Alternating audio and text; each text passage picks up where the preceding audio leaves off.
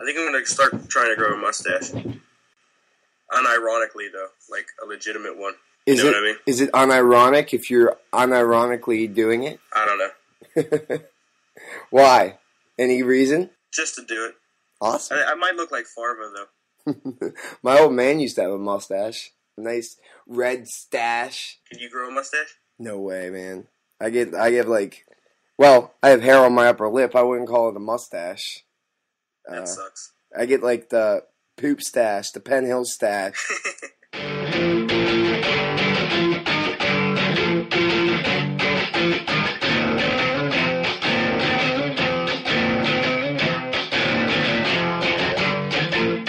What's up, everyone? Welcome to the show. I'm John Riggs. With me is Joe Crowley, and we're going to try and bring some energy this week.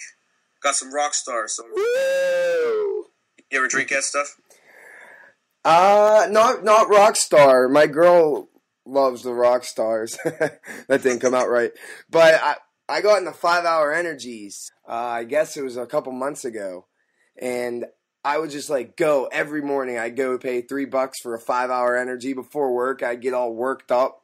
And then eventually it got to me. I'd be at work all woozy. I felt like I was drunk or something. I guess you have to drink them on a full stomach. But every once in a while I'll still do it. That or coffee. I'll just grab one like a drug or something. I'll be like, I'm going to get high today on 5-hour energy. I saw our buddy Joe. He pounded 3 of those Rockstars one time. It was air drumming the entire Alkaline Trio Greatest Hits record on the way home. While driving? No, he was passenger. Oh, well, that's nice. All right, is there anything you want to get off your chest before we get started, other than the football game? Anything that bothered you? What pissed you off this week?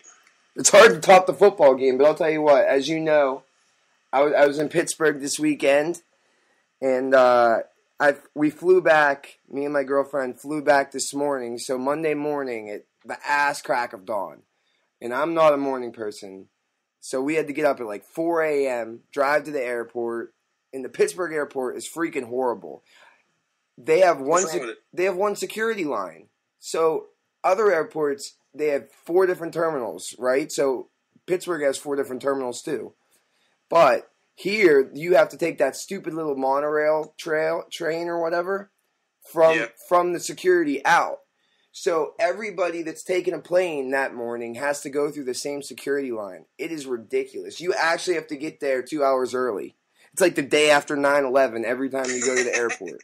All right, and that wasn't terrorists won. Yeah. They didn't. So that's not even the worst part. But you could imagine I'm agitated. I get on the plane. I always sit next to a little kid.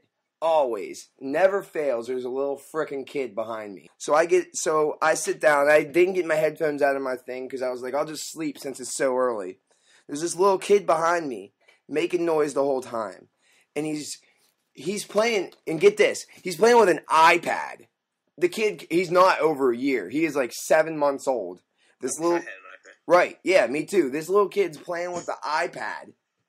And what he was doing is he pushed I didn't see him doing it, but I could hear it. His mom would be like, "Where's the frog?" And the kid presses the frog, I guess, on the iPad, and it's ribbit. It's you remember those things that we used to have when we were kids where you pulled the lever on the side and the big arrow would spin and it got to animal? The cow goes moo. Yeah. So now these little kids are playing with iPads. So for them. Whatever. So now this kid's making noise. And I hate when kids are on the plane because it's not the kid's fault. They don't know any better. This lady didn't even get a seat for him. She put him on the lap. And then there was some other lady right next to her. I'd be so pissed if I was that lady. So now that my annoyance has crept to a high level, I'm sitting there. As soon as we get to the cruising altitude, this lady in front of me jacks the chair back and moves back. There is nothing in the world that I hate more than people who recline your freaking airline seat. What does it give you? 1 degree of reclination? Reclination. Made up word. But this is my space. I have no space. I'm kind of tall. I'm 6'1" and 8/9 or whatever. And 5'4" 3/4. Yeah. And so I don't have much room to begin with, and this lady reclines her chair to take up my already minimal space. Who are you, you selfish fuck? Keep your seat in the upright position. Absolutely unnecessary. It gives you no benefit, and it takes away from the fucking price. I paid $200 for a goddamn plane ticket from Pittsburgh to Boston, which is outrageous. And then you're gonna recline your seat, and then I get pissed and I like try to shove my knees in the back of their back as hard as I can. Is this the people with the baby, or are these different people? No, the baby was in back of me. There's some slut in front of me. So I'm like sticking my knees in her back for 5 minutes. They pretend like they can't feel me. They can feel me. I know they can feel me. So I'm like, "Urgh." And then my girlfriend's like staring at me like, you stupid asshole. And I'm like, oh, it makes me so mad. Then she gets mad at me, so she doesn't talk to me, looks rolling her eyes at me, so I quit fucking around with the person in front of me. She's mad at me now. The baby's playing goddamn iPad, old McDonald. So everybody hates you. Everybody's against you on a plane. It's a disaster, man. It's just a shitstorm. I'm sorry. I brought it up. I feel better. Sometimes you just gotta yell. What about That's you? What this is for. Yeah, you feeling all right, or you have to be annoyed after last night? Anything last happened? night wasn't any good. Anything happened the past week that really grind your gears? No, nothing really. It rained a few days last week, and that's like the start of the rainy season in Pittsburgh, which is the start of everybody bitching about how everybody else drives in the rain. On Facebook. And yeah, on Facebook. The weather, like, the 18 weathermen. I think I'm one of those people who drives slower, but I mean everybody is. I mean, if you're the guy that's driving fast and everybody slows down, like you're a dick. Flying through the rain, 80 miles an hour on the go, like, 376. Yeah. I mean, I don't go extra slow, but I mean I'm cautious. I think I'm a cautious driver. I didn't used to be. I used to be an idiot. I wrecked like 3 of my parents' cars. Hey, it sort of woke me up. 3 times? At least. Give it to me. Which was the worst? We'll skip the 2. All right. What? Give me them all. What was the worst? I wrecked into a Mercedes one time, but it was raining. Well, I was going too fast in the rain. So now you slow down. The worst is probably when I ran into a parked car. Your parked car? Where? You didn't see it coming? Came out of nowhere. Yeah, it came out of nowhere. I don't know what I was doing. I was not looking straight ahead. I don't think I was looking like at the floor or something. Some girl didn't have a shirt on, just a bra. What? Seinfeld reference. No. She just wears the bra on the side of the street while they're driving. Yeah, it wasn't anything interesting like that. Didn't you hit the telephone outside of your house? The telephone pole? Right at the bottom of your driveway? Yeah. How'd that happen? I just misjudged it. That happens. I did the same thing. Well, I didn't hit a telephone pole, but it was my parents' car. I knocked the rear or the side view mirror off the same car twice. Ow. Well, actually, it wasn't the same view. I hit one off each side on separate occasions. What the first one? I don't know if it was first or second, but the one time I was just backing out the garage, just hit the gas. The whole thing just like exploded off the side of the car. I was so nervous. What's that? Did you stop or did you just keep going? No, I stopped and was scared. Walked around the car like 3 times and was like, "Ma, I broke the mirror." And then the second time, I don't know what the hell happened, but I was like out all night. We went to like a strip club or something and got home at like 3 a.m. I woke up at like 7 a.m. and I had to move. I was down at West Virginia, and I had to drive down to Morgan. It was in the summer. I had to drive down to Morgantown to move from one place to another. Okay. And I got up 7 a.m., drove. It's like an hour and a half.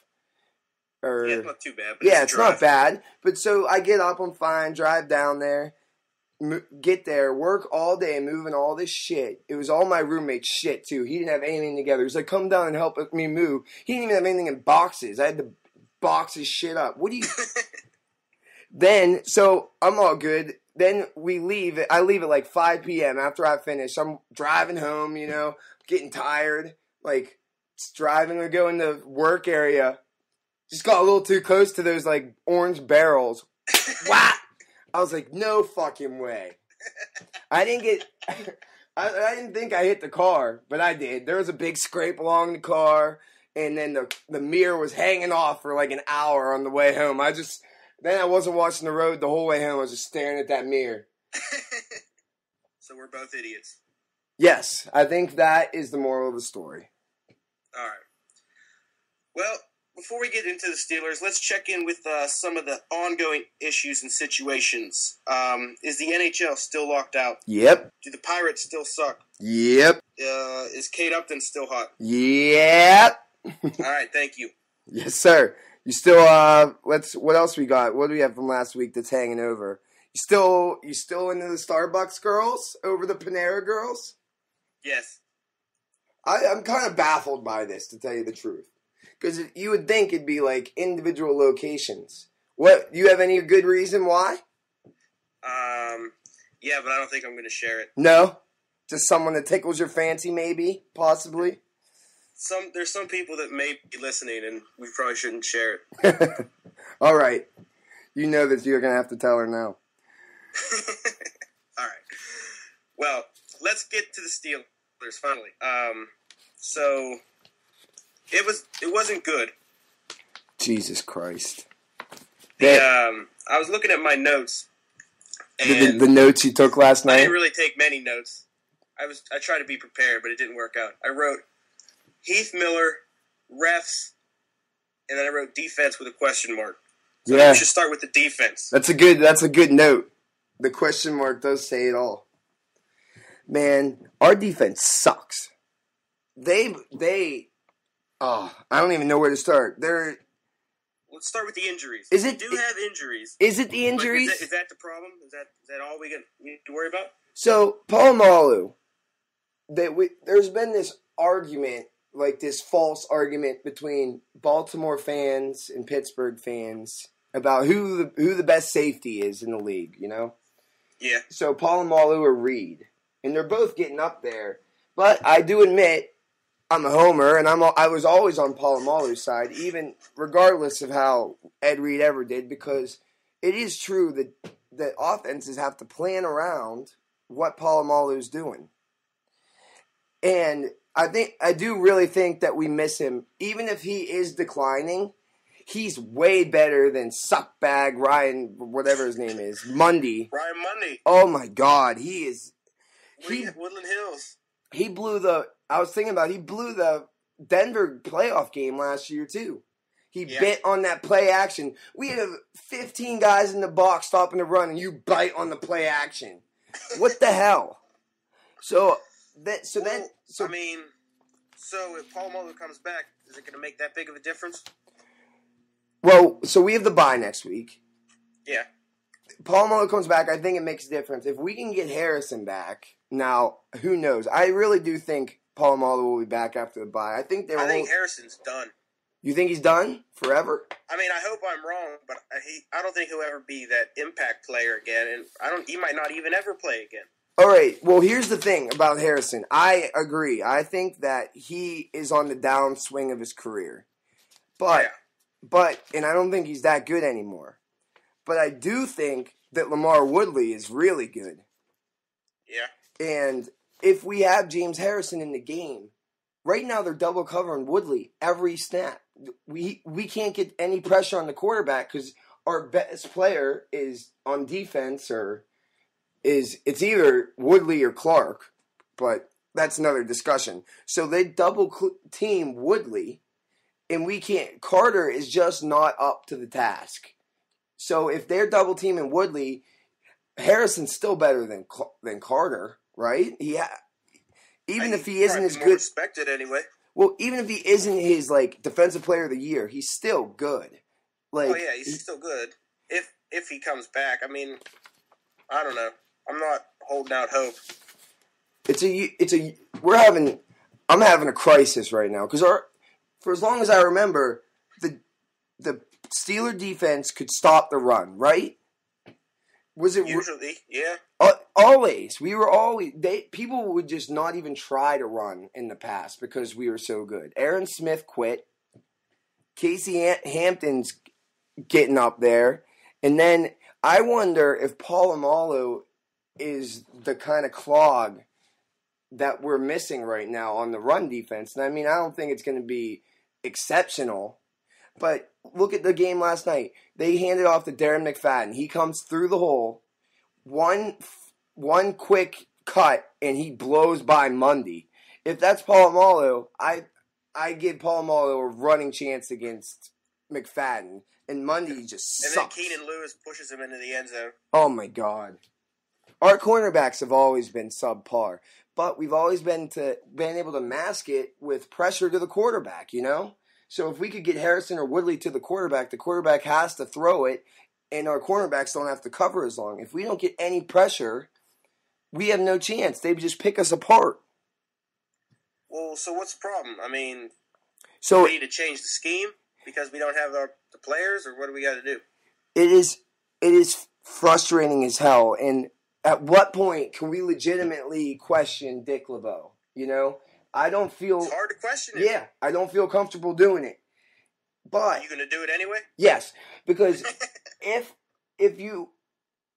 we had Harrison and Polamalu, okay, I could stand by him saying, this is what we believe is the best chance of us winning by playing this defensive scheme. But if we go into the next week... And we think that Mundy's going to be okay. They say even on the announcers called him a third starter, and we think that Carter is going to be able to get some pressure. But once you get halfway through the game and they're not getting that pressure, I think since they are backups, and I know Tomlin's like the standard is the standard, whatever. It's a good quote, but yeah, it doesn't. Is it practical though? Right? Is it realistic? And I think. No, it's not. You can't expect Mundy to be able to do the same exact things as Polamalu does, or Carter to do the exact same thing Harrison does. So how could you run the same scheme? And if you see that they're getting exploited, you have to help them. And I feel like some of that has to be on LeBeau, and I know he doesn't want to make the change. Like in the playoffs, make the change. No one thought Tebow was going to throw for 300 yards. Nobody. But he did. So when you get to overtime, think just an off chance he might throw the ball. You know, they didn't even. So, I mean, well, when does Tomlin come in and tell him, hey, make a change? I don't know if Tomlin has that right. You know, he's Dick LeBeau. You have to just, yeah. It's all on Tomlin. I mean, if they don't win, it's his fault. Yeah. What is the head coach's main responsibility? I would say it's to get them ready for the game is number one. Throughout the week, get them ready to and make sure they're disciplined during the game. You need to manage the game. Right, and I don't think he did a bad job yesterday.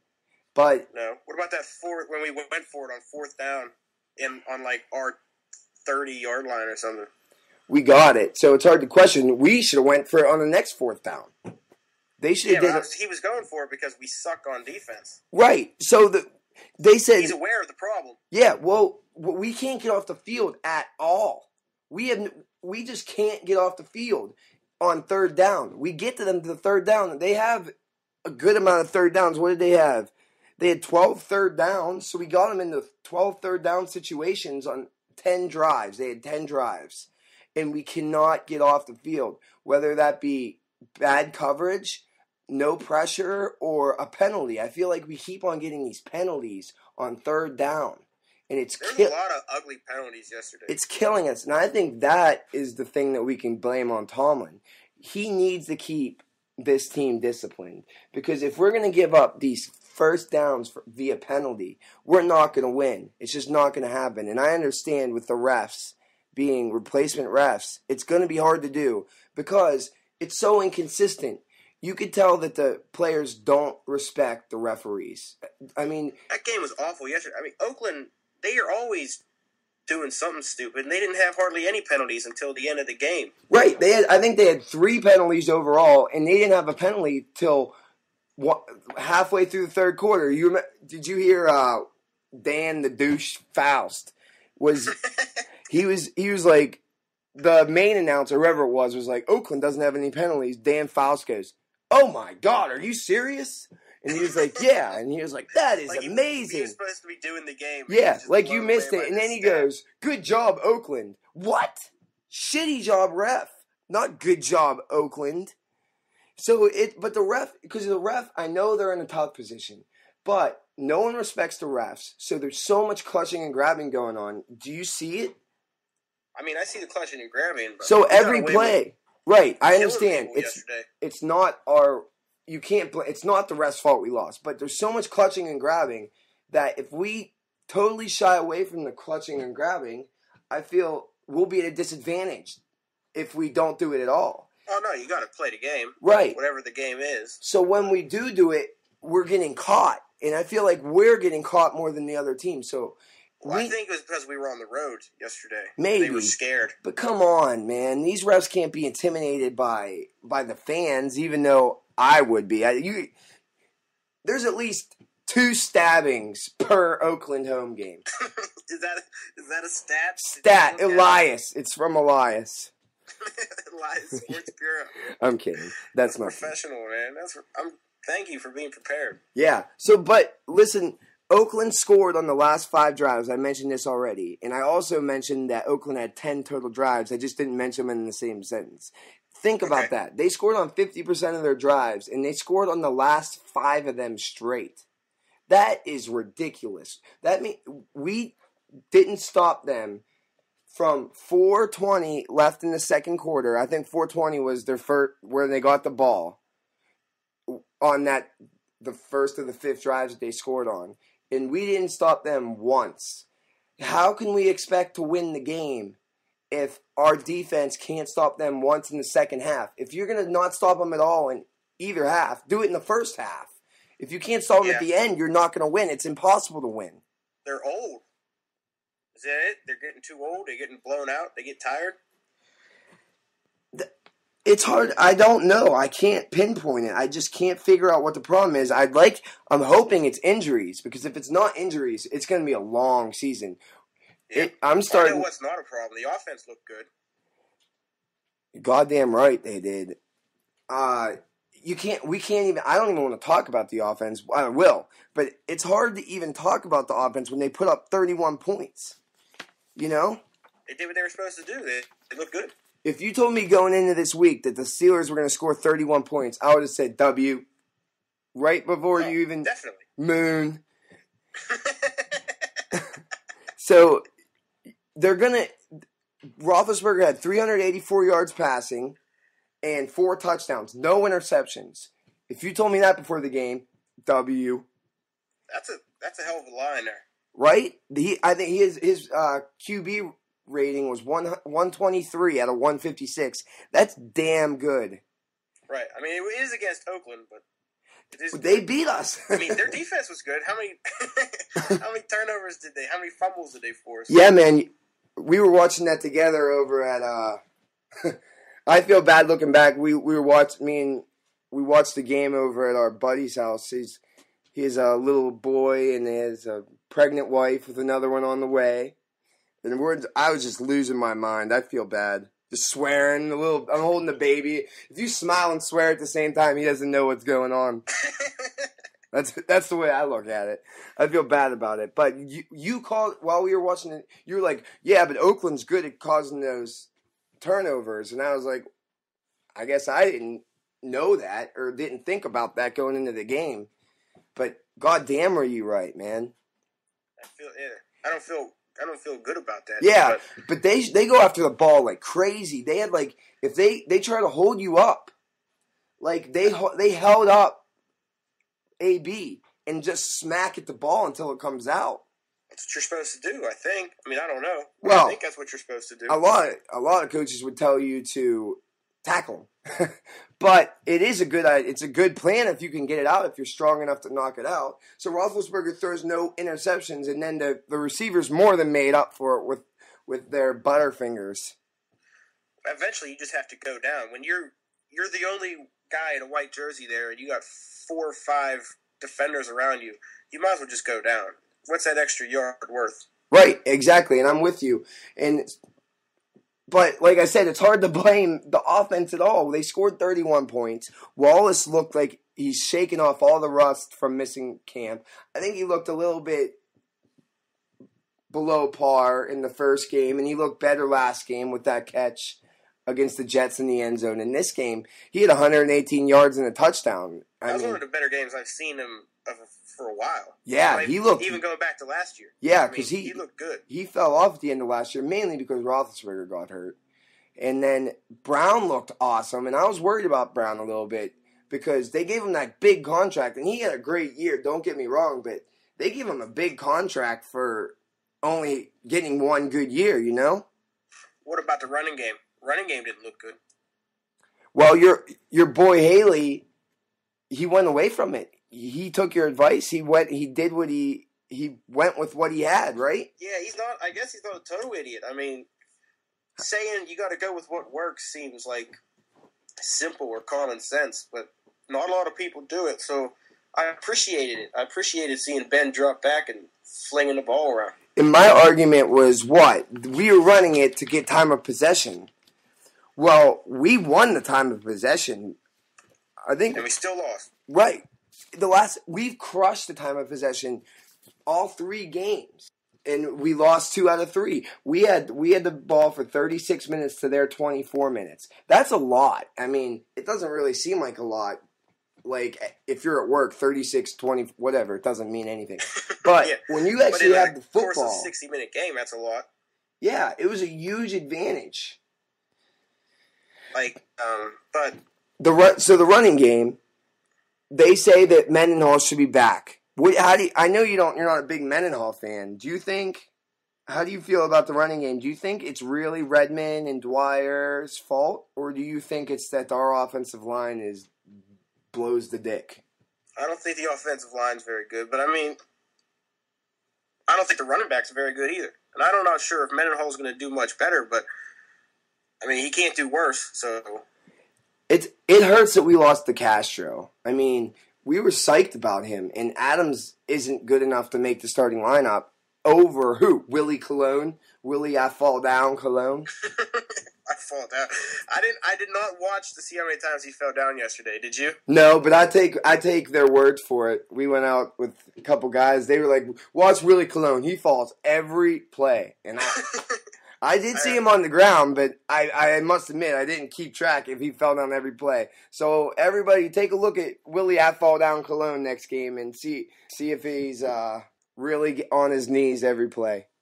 All right, so we got the bye coming up, but what's one word you would use to sum up the season so far going into the bye? Fuck. That's what I'd say. Fuck. That's it? That's the one word? Come on. It's a small sample size. And I said, our first podcast, I said it's hard not to get 2 up or 2 down. I mean, I was flying high. We're 1-1. We got that loss behind us after the Jets game.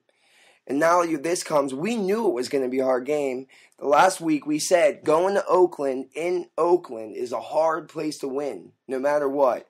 And they lost to Miami. They were embarrassed. Right. You were the one that said, yeah. You said, you were the one who kept saying last week, going to the West Coast is hard. Going to the West Coast is hard. And then yesterday you were like, no. I didn't say no. I said it's hard. But we were winning. I mean, right. The Steelers lack that killer instinct, and they're always dramatic.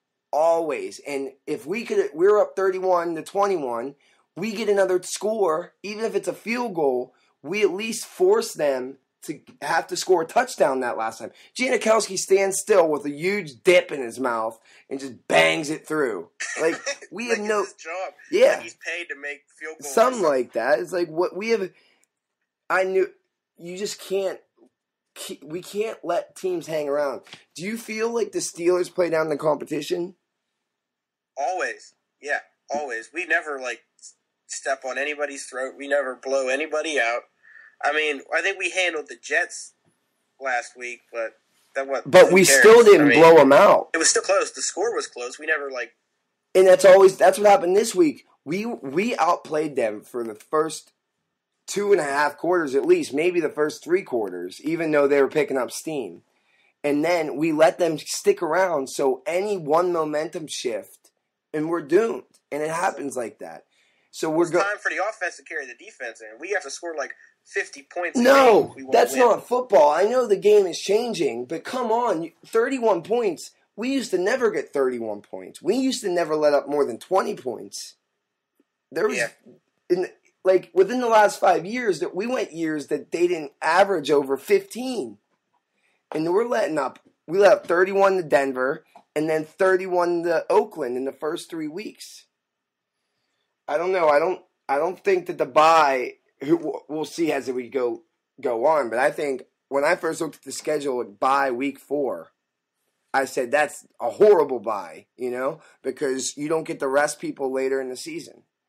And yeah, but it seems like we might be able to use it. We got people hurt now, so right. I really think this might be the best time. We get this week off. You take a break. You go.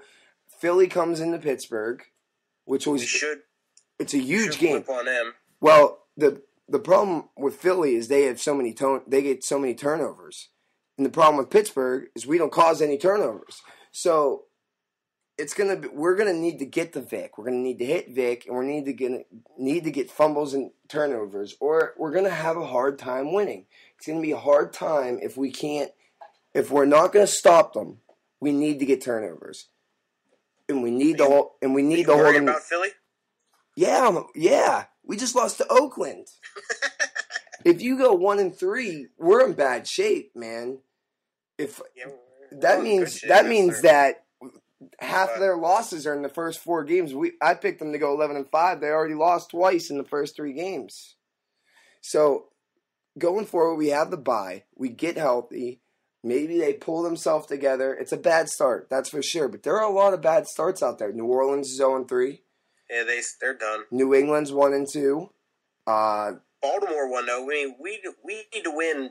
Like, we have to win. We can't lose these stupid games because we have real teams to play. Right. But at least we play those teams, At least we're going to play Baltimore twice. So we have a chance for our own destiny. We get to play Cincinnati twice. But Cincinnati's 2-1.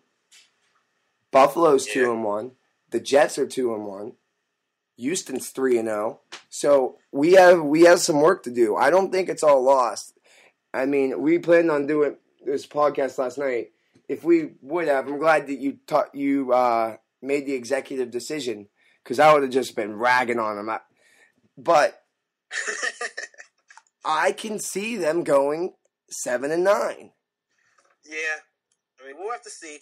But each week has been a different emotion. After each game has been a different emotion, I feel like. It looks like the NFL has now gotten to the point where literally any team can win at any given day. Freaking you gotta go out there and just perform. Minnesota beat San Francisco. Tennessee beat Detroit. What the fuck is going on? It's craziness out there. I had that stupid ass those eliminator polls, where you pick one team every week. Yeah. Everybody's done. Because either you picked New England last week, they lose to the Cardinals, who are 3-0 for some crazy ass reason, or I picked San Francisco this week, or people pick Pittsburgh to beat Oakland, and we started with like 20 people. There was like 5 left. It's a boneyard. Yeah. But are you in? Are you in? Are you out? Ah, man, it's hard. I'm not going to say I'm out, because then next week after the bye we'll be 2-2, and then we're all right again, But I'm leaning more and more like we're not going to. If we need to rely on this offense, I think we have the best receivers in the league, and I don't know if that's a controversial statement or not, but I really do think we have the best receivers in the league. We have a 2-time Super Bowl winning quarterback. So I don't think we're ever out of it. I think that Haley's using Miller, and the offense is a huge upside right now. I think our offense is really good. But our defense is bad. They look bad. So we got the bye, so let's not harp on it. We get a week to relax. I think we harped on it a lot there, but I agree. like I let's try to say even. We're 1-2. We can make the. It's not like we can't make the playoffs, but it is our division, so I'll leave it at that. But let's just hope for the best and plan for the worst. That's my advice. All right, thanks. Listen up, bitch. All right. Last week we did What You Listening To. What you listening to? This week we're gonna try What You Reading. What you reading? All right. You want to go first, or? Sure. I've been I don't read books by people that are alive. Let's preface this by I don't know why. I just can't get into fucking John Grisham or whatever his name is. So what I do is I end up going on the internet and typing like best books ever. And then you got a list? Yeah, well they have lists like 100. What's the 100 best books ever? And then I just started crossing them off. Did you print it out? Like put it above your? No, I should, and let everybody like make a huge laminated copy so everybody knows how smart I am. But I've been reading Dostoevsky. I read Crime and Punishment, and finish it? I finished it. It was very good.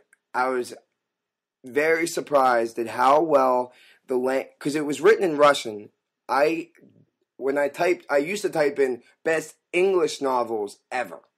Now I just type in best novels ever because he really has opened my eyes to foreign written novels. It translates great. I mean, it is very good.